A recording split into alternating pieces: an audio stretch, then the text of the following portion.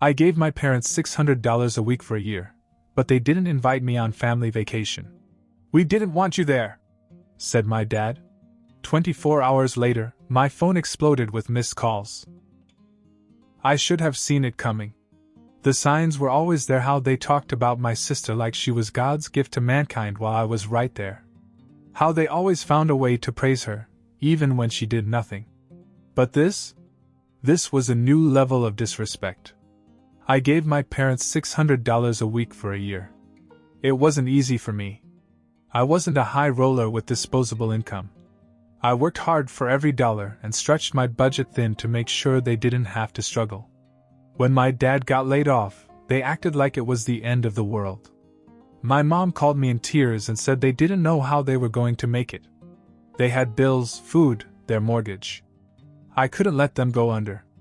So I stepped in. At first, it felt good to help. Like I was doing something worthwhile. But the more I gave, the more they seemed to expect. If I sent $600, it was soon. "Mike, things are tight this week.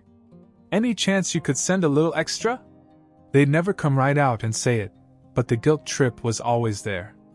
And I'd check my account, and I knew it wasn't smart, but I'd do it anyway. Because they were my parents. Because I thought that's what family did. Meanwhile, my sister Laura was living comfortably in her little bubble.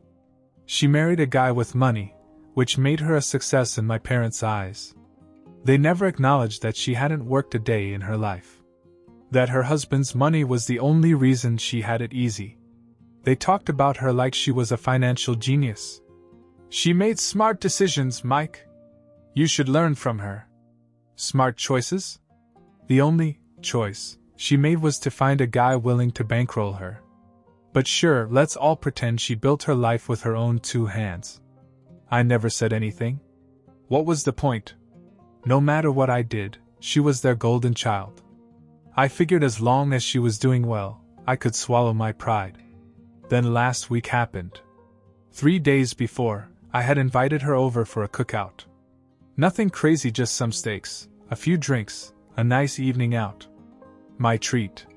They immediately turned me down. My mom said they weren't feeling well. I asked if they needed anything, and she sighed. "We're just trying to rest. We don't want you to get sick, honey." I hesitated. "Are you sure? I can bring you some food." No, don't stop by. But if you could maybe help us out with some medicine. Things have been a little tight this week." I didn't even think twice. I sent them $200 right away. "Thank you, honey. We'll pay you back as soon as we can." That was 3 days ago. The next day I got a call from my neighbor, Mr. Jenkins. He's an older guy who's always been kind. We talk from time to time, mostly small talk. But this time he mentioned something that made my stomach turn. "I just wanted to let you know that I checked on your folks' house and fed their fish while they were gone." I frowned. "Gone where?" "Oh, their trip. They should be back soon. They left 6 days ago." 6 days. I couldn't speak for a second. My mind was racing. "Who are they with?" "Oh, your sister and her husband. Looked like a nice family outing." I don't remember how I ended the call. I just sat there, staring at the wall, trying to process it. My parents, the same people who told me they were struggling, who called me every other week asking for extra money, had gone on vacation. With Laura. And never told me. Not only that, but 3 days ago, when they were already on vacation, they had lied to my face. They had told me that they were sick. They had refused to see me. And they had asked me for money. I sat there feeling like the biggest idiot in the world. That night I lay awake, staring at the ceiling, thinking about every time they'd asked me for help. Every time I'd stressed about my own bills because I wanted to make sure they were okay. Every time they had made me feel like I had to support them while they sat there putting Laura on a pedestal.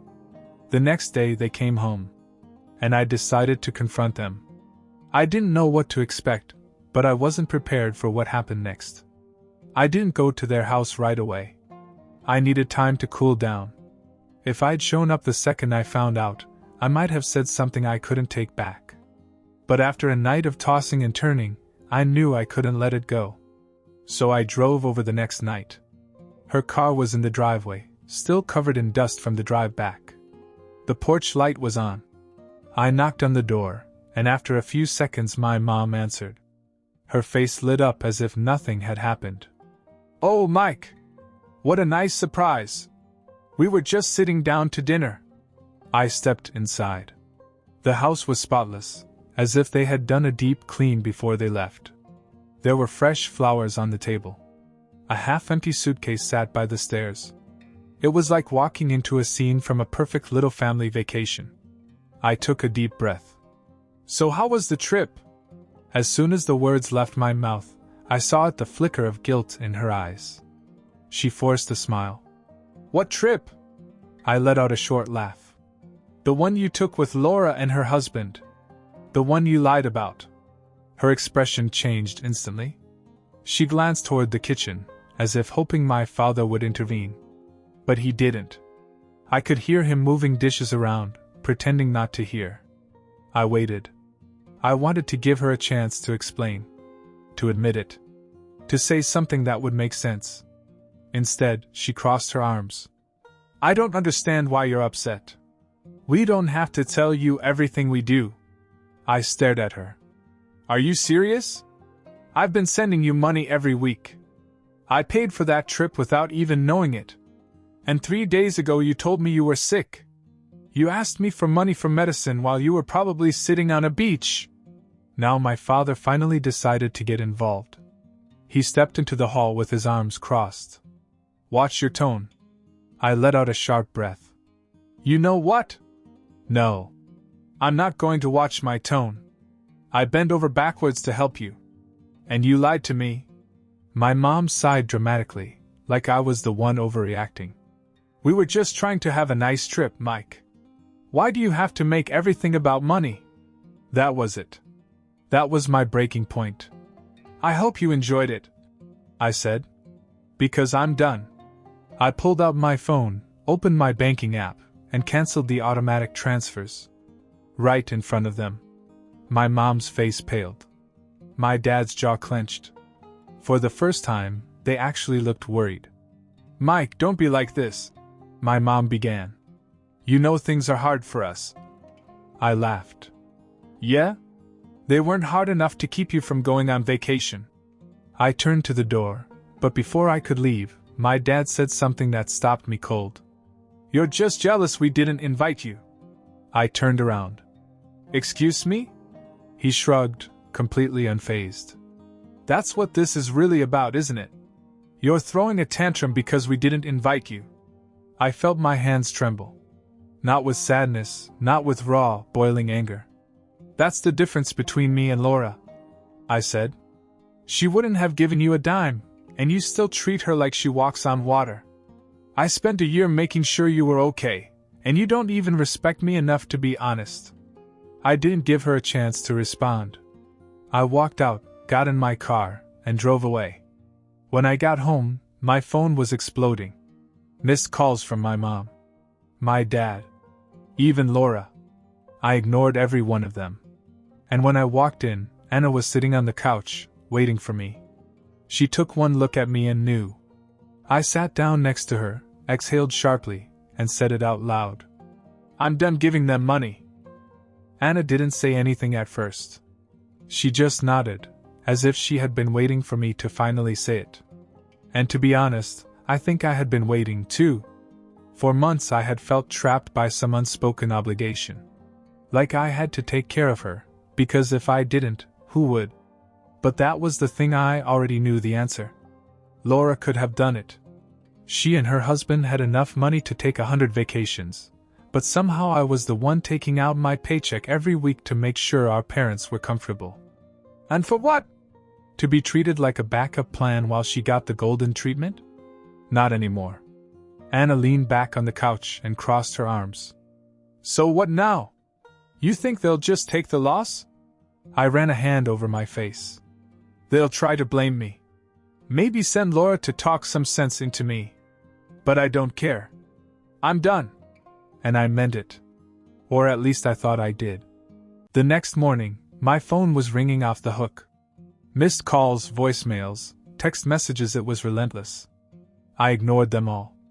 Then, around noon, a loud knock echoed through the apartment. Anna shot me a look.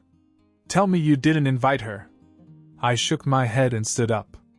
But before I reached the door, I heard her voice. Laura's. "Mike, I know you're home. Open the door." I swung it open, and there she was, Laura, standing there in a designer outfit, sunglasses pushed up on her head like she had just come from brunch. And right behind her were our parents.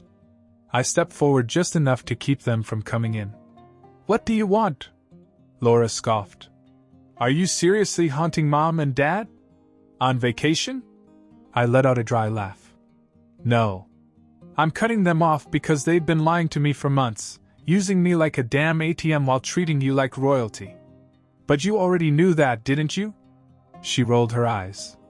"Oh, please. You act like they forced you to send money." I clenched my jaw. "They didn't force me, Laura. But they sure as hell manipulated me. The fake sob stories, the guilt trips, the we don't know how we're going to make it calls, all the while they were pocketing it for vacations with you." My mom finally spoke up. "That's not fair, Mike. We struggled." I raised an eyebrow. "Struggling so much that you needed extra money for medicine while sipping cocktails on the beach?" That quickly shut her up. Laura sighed dramatically. "Look, it's no big deal. Just turn the payments back on and let's all put this behind us." I almost laughed in her face. "You think I'm just going to roll over and keep paying? No. You pay for them." My dad, who had been silent the whole time, suddenly stepped forward. "We don't want your money." I crossed my arms. "Good. Because you're not getting it." Laura let out a bitter laugh. "Wow. So you're just going to abandon them now?" Anna, who had been listening from the couch, got up and walked over. "Abandoning them? You mean like they left him? Lied to him? Used him?" Laura turned to Anna as if she had just noticed her. "Oh, great. Your opinion." And that's when Anna grabbed Laura's hair. It happened so fast that neither of us had time to react. 1 second, Laura was standing there looking smug, and the next, Anna had a handful of her perfect, salon-style hair. "Listen to me very carefully," Anna said, her voice eerily calm. "You and your parents are never coming back here. Mike is done with you, and so am I. Now turn around, get in your overpriced car and drive away." Laura yelped, hitting Anna's hand until she finally let go. She stumbled back, looking completely outraged. "You're crazy!" she shrieked. Anna grinned. "Try me." For the first time, Laura actually looked nervous. She turned back to our parents, expecting them to support her. But they just stood there, silent. I think they finally realized they had lost. Laura huffed, straightened her outfit, and gave me one last look. "You'll regret this." I just smiled. "Not a chance." And with that, she stormed off, our parents trailing behind her like lost puppies. As soon as they were gone, I turned to Anna. She shrugged. "What?" "She deserved it." I laughed for the first time in days. "Remind me never to piss you off." That was the last time I sent my parents a dime. If Laura was so perfect, she could take care of them. The next morning, my phone rang. I knew who it was before I even looked at it. I considered ignoring it, but curiosity got the better of me. I picked it up. As soon as I said hello, my mom started. "Mike, I can't believe what happened yesterday. That girlfriend of yours put her hands on your sister. Who does she think she is?" I leaned back in my chair. "You mean when Laura showed up at my door, insulted me, and Anna told her to leave?" My father cut in. "She pulled Laura's hair. That's assault. You need to control your wife." I scoffed. "You need to control your daughter. Anna was just returning the energy that Laura brought to my doorstep. Mike, we raised you better than this dash." I rolled my eyes. "Yeah? You also raised me to be your personal bank account, so forgive me if I'm done taking life lessons from you." "You're being disrespectful," my mother whined. "We're your parents." I sighed, already over it. And I'm an adult who didn't invite you to my house yesterday. You showed up unannounced, got put in your place, and now you're mad about it. You need to put that woman in her place, Mike. My dad snapped. That was it. I let out a sharp laugh. No, what I need to do is hang up. Michael, don't you dare dash. Click. I threw the phone on the table and rubbed my temples. Anna came in from the kitchen holding a cup of coffee. That bad, huh? I looked up at her and grinned. Apparently I'm supposed to control you. She snorted. You can't even control your own daughter. Good luck with that. I thought that was the end of it. But 3 hours later there was another knock on the door. A loud, aggressive knocking. I knew who it was before I opened it. Laura was standing there, arms folded, looking furious. But she wasn't alone. Her husband, Dan, was standing right behind her. And he didn't look angry, he looked dangerous. I barely had time to say, "What the hell do you want?" before he brushed past me and marched straight into my apartment. You think this is funny? He growled, jabbing a finger in Anna's direction. Letting your little girlfriend put her hands on my wife? Anna stood up unimpressed. Your wife ran her mouth in our house. Dan took a step toward her. Maybe she needs to learn a little respect. Before I realized what I was doing, my fist flew. I caught him right in the jaw, and he stumbled back in shock. But I wasn't done. All the frustration, all the anger that had built up over the past year, I let it out. Punch after punch, I didn't stop. When I stepped back, Dan was on the floor, moaning, his face a mess of bruises and swelling. Laura screamed and fell to his side. Are you crazy? I shook my hand and glared at her. You came here looking for a fight. You found one. Dan coughed, wiped some blood from his lip, and looked up at me. You didn't have to try so hard, man. I leaned down. You threatened my girlfriend in my own house. If you ever set foot in here again, it'll be worse. Laura helped him up and glared at me. You just started a war, Mike. I grinned. No. You did. Dan, still dazed, mumbled. I'm sorry, man. I shouldn't have dash. Too late. I cut him off. Get out. They left without another word. Anna walked over, looked at my knuckles, and then at the door. Well, she said, sipping her coffee. This has escalated. I shook my head and laughed. No kidding. For the first time in my life, I felt free. No more guilt, no more obligations, no more playing the role of the lesser child who had to prove his worth with money. I was done. After Laura and Dan left, I didn't hear from either of them. No calls, no texts, just silence. And I was okay with that. Anna and I carried on as if nothing had happened. Then, 3 days later, my neighbor, Mr. Jenkins, stopped me as I was walking to my car. Boy, you sure made a mess of things, he said, shaking his head. I frowned. What do you mean? He grinned. Your parents and your sister had a little, let's call it a disagreement. And when I say little, I mean the whole damn street could hear it. That got my attention. When? Last night. I was outside watering my plants when it started. Your sister drove up, slammed the car door so hard I thought the windows would shatter, and started screaming before she even made it to the porch. I raised an eyebrow.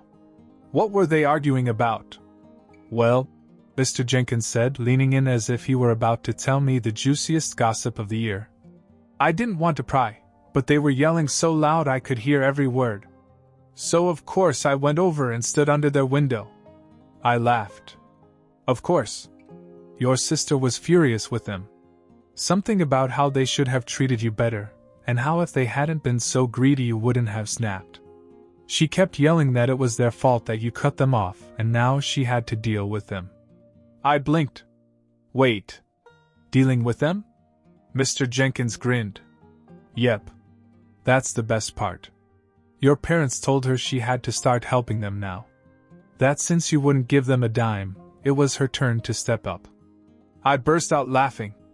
Oh, it gets better, he said. She lost it. Started screaming about how she wasn't their bank, and how they should have saved money instead of blowing it on vacations. Called her a leech. Oh, and my favorite part? She actually said, "Why don't you call Mike and apologize so he'll turn the payments back on?" I wiped a tear from my eye. "And what did she say?" "Your dad said, we don't want his money anymore. And your mom, she started crying about how you let her down and that family is supposed to help each other. But your sister didn't buy it. She told them, and I quote, 'You don't care about family. You care about who you can squeeze money out of.' Then she stormed out." I shook my head in disbelief. "So they lost both of us in 1 week?" "Looks like it," Mr. Jenkins said. "And now you're alone. No golden child, no reliable paycheck, just the two of them, sitting in that house with no one left to feel guilty about helping them." I let out a slow breath and let it all sink in. For years they had played favorites. They had taken me for granted, used me, dismissed me. And in the end, all it took was one moment of clarity for it all to fall apart. And the best part? I didn't feel bad about it. Not even a little. I looked at Mr. Jenkins and smiled. "Well, I guess you finally got what you wanted." "How's that?" he asked. I turned to my car and opened the door. They wanted Laura to be their golden child. Now they can keep her. And with that, I drove off without a single regret. Update. I thought that was the end of it. I really did. My parents were on their own, Laura was pissed, and I had finally broken free. Life was peaceful. Then, about a week later, I got a text from an unknown number. "Mike, it's Dad. Call me back. It's important." I stared at it for a second, debating whether to ignore it. But curiosity won out. I called. He picked up immediately. "Mike, listen, I don't want to fight, but we need to talk." I sighed. "If this is about money, It's not about money." He cut me off. "It's about your sister." That got my attention. "What about her?" He hesitated. "She's getting a divorce." I almost dropped my phone. "Wait, what?" Dan kicked her out. My dad said. He said he was done supporting her, and now she's back here with us. She has nowhere else to go. I bit back a laugh. "You mean the woman who told me to just turn the payments back on is now broke and back in your house?" My father sighed heavily. "Mike, please. This isn't funny." I leaned back on the couch. "It kind of is." There was a long silence. "She wants to talk to you," he finally said. I grinned. "Not my problem." And I hung up. I guess Laura finally learned what it's like to be on the other side.